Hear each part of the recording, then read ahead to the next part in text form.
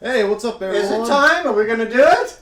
It is definitely time. I always interrupt you. Hello, everyone. I'm Brett, and this is my son, Briggs. What do you got to say? What are we going to do today? Well, we're going to be focusing on replacing out the exhaust fan motor on this Breckwell P22i. And so, yeah, that's basically the focus of today. Yep. Anything else to add? No. We'll break it down, and I think the best way to do it, we're going to take off this panel and this panel so you can actually see the motor a little bit, closer and see how Briggs takes it out and puts the new one in. It's pretty simple. For us, it may be simple for you, but for some others, it may be kind of a new experience. So anyway, follow along with us. Let's put this one in. Thank you very much. Let's do it. Okay, friends, here we go. Always unplug your stove prior to doing any maintenance on this stove or any pellet stove that you're working on. And if you feel uncomfortable, call Briggs and I, and we'll do a service call in the local area that we live in. Or if you live in other parts of the country, call your local service provider. So there's your safety tip. So these are the tools that you're going to need in order to take out this exhaust motor and put it back in. So you can use a standard impact. Bam, you get it. Then you can have an extension if needed. And what is it? 30 seconds? 32. Socket you'll need. Or you can go to a standard socket. Here we go. 30 seconds, you can use a standard. And those are the tools that you'll need. And so, Briggs, are you ready? Yeah. Are you sure? Pretty sure. Are you on the pellet stove train? Yeah, it looks like. Oh my gosh. So anyway, he's going to show you how to do it step by step. Follow along. Thank you so much. Okay, here we go. All right, let's get started. So right here, on the right side of the stove facing forward, you're going to be finding your exhaust motor. It's on the snail cam shell right here. You got 2 wires we're going to disconnect, and then also right down here, this is your low level limit switch. Low level, it's a low limit. Low limit. Do you low need level. some more folders? What do you need? I think they got the point. Either way, the proof of fire switch right here. We're going to be disconnecting this just to get these wires out of the way. So just a heads up there. So let's do that. Over here, remember, for this one, these are brown wires. They go on the switch. It's coiled around the main fan wires. We're just going to put that off to the side there. For your fan wires, you're going to have blue and white ones. White wire connects to white wire, blue wire connects to blue wire. Remember that so when we put this back. So we're going to be taking these apart, and if it's been there for a while, it might take just a little bit of elbow grease. Once you got it apart, set it off to the side, you're good. One last thing. Take this motor off. You're going to be seeing a series of these nuts to take off. There's about 6 of them. They encompass the whole circumference of this fan. So we're going to take our tool and go one by one. We're going to take them off. I like starting at the bottom right here. And we just go around and just start collecting them. Just as so. The reason why I start kind of near the lower end is so when we finally be able to take it off, it's not going to lean forward like this versus if we started at the top. A little bit handy there. There's 4, 2 more. And then brace with one hand. Take out the last one, set it to the side. Set your tool to the side. Then you're going to hold onto the fan motor and gently take it off as so. And right here, everybody, here's your fan motor off. And if you want, you can definitely see inside kind of where the exhaust actually goes through. Nicely done. Okay, friends, Briggs took me outside. It's a pretty nice day. Oh well. So anyway, it's a good day. So here's the fan that he took out.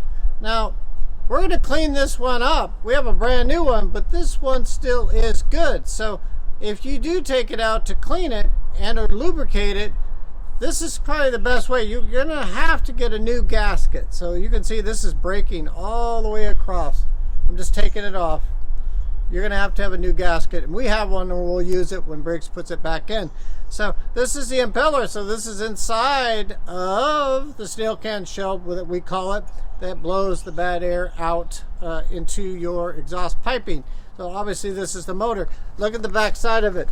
See, it collects dust, and this, you want this to be clear so it breathes better, so your motor doesn't overheat, so it'll last longer. So you can use a paintbrush and you can wipe it off.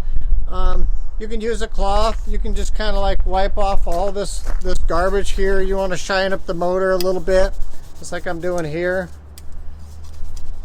And you can use that. But you know, the other thing, if you do have one at home, compressed air. Here, step back a little bit so they can see it. There you go. What? You can't see it? Nah, you're getting a little too close to the camera. Oh my gosh. Now can we see it? Yeah, you can see it much better. Okay, we're not going to redo it. So anyway, the compressed air works great. So gets all that garbage out.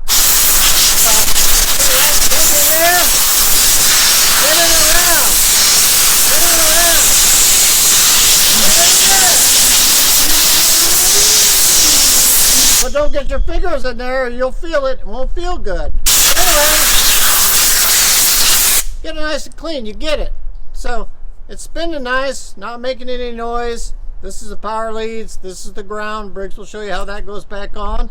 And let's go back into the shop and put it back in. I think this is just an amazing day. It was nice to go outside, huh? Yeah, it was nice. It was hailing earlier, but it's nice now. I think it was hailing or raining. I can't remember. Let's rock and roll. Let's show everybody how to put the fan back in. Oh, we timed it just right. Speaking of the rain.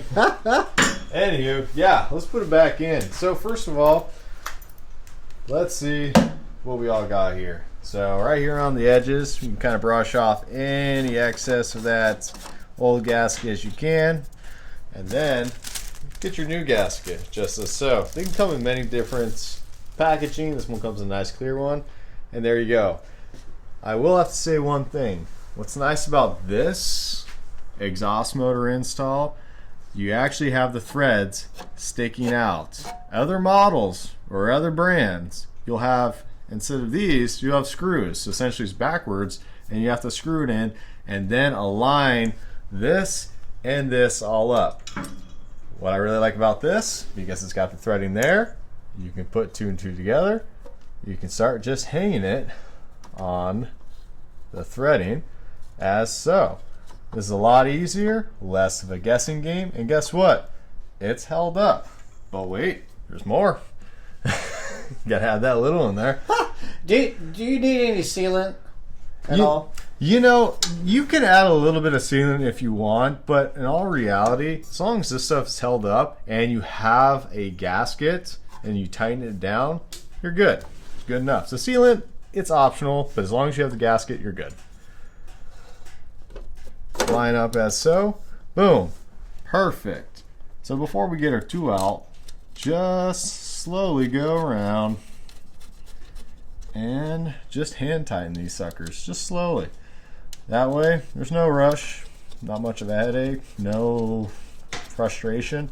Actually very, very straightforward. This is a very friendly one to replace on the P22s if you have those threadings sticking out. So, like I said, just going around, just taking my time, no rush. And you know, based on the year, you know, a P22, P23, P24, most of them are pretty similar to this. You'll find out when you get in there.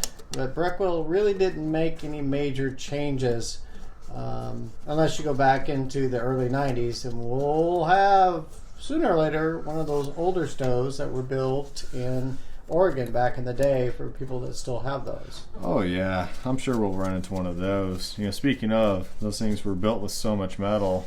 Probably one of the oldest ones we've seen in our profession. I think I've seen one that was over 30 years old. Still ran and still solid. Can you believe it?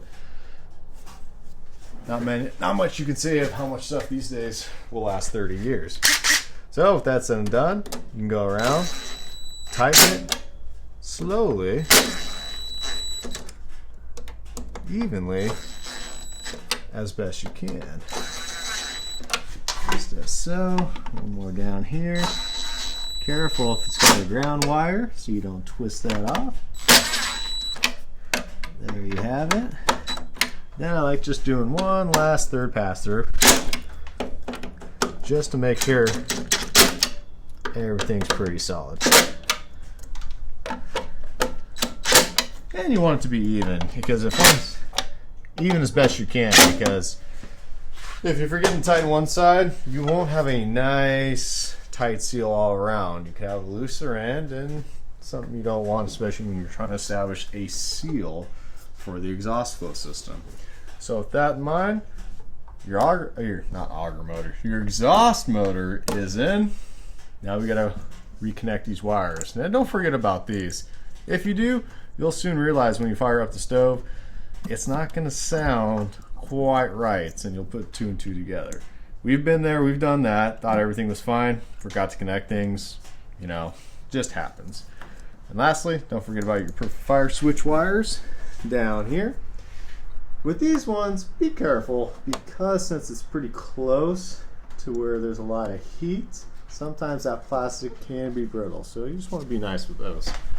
So right then and there, everyone, the motor's in. All right, everyone, that's a wrap. Hopefully you found this video helpful, and yeah, that's all I really got to say, except thank you for the support. We really appreciate it. You know, I think it's really nice, Briggs. We thank all of you and all you YouTubers. You know, the subscription is really important if you hit the darn button. But, you know, the other thing is notifications, because down the line, slowly but surely, we're going to be adding more and more different brands and models on our channel that will help you and your family and your neighbors. We're doing our best to help you save some money down the line. So we'll see you in the next video, and thank you very much. All right, see you guys. Thanks.